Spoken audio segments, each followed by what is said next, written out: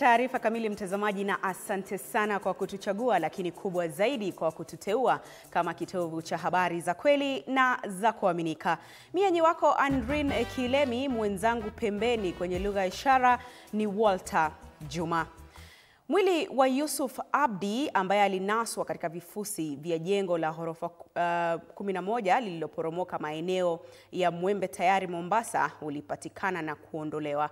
Yusuf alionekana kwa mara ya mwisho tarehe 2 Aprili akiingia katika jengo hili lililokuwa limepangiwa kubomolewa.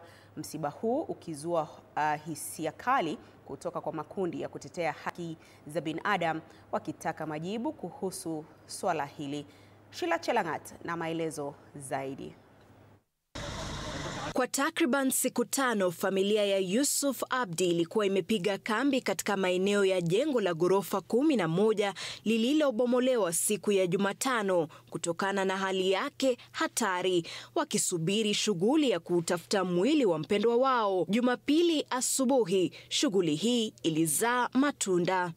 We tried to be able to evacuate and remove him before. It was impossible without having caused so much deaths on others who are going to be operating that area. Abdi alionekana kwa mara ya mwisho tarehe 2 Aprili. Kanda hii ya CCTV inamnasa alipoingia muda mfupi tu kabla ya ghorofa ya kwanza ya jumba hili kuporomoka.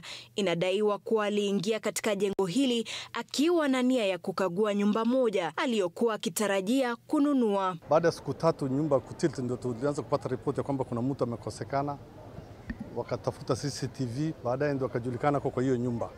Kama tungejua siku ya kwanza tungejua vile ya kufanya. Msiba huu umezua hisia kali kutoka kwa wakazi na makundi ya kutetea haki za binadamu ambao wanataka majibu kuhusiana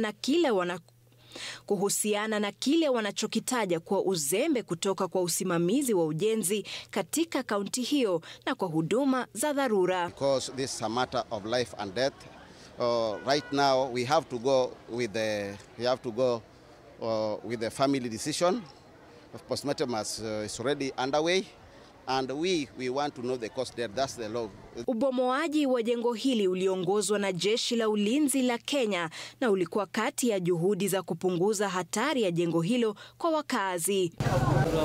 Mwili wa Yusuf Abdi ulipatikana na kupelekwa katika makafani ya Coast General ambapo shughuli ya upasuaji wa maiti ilifanywa kabla ya mazishi yake. Sheila Chelangat, runinga ya TV 47.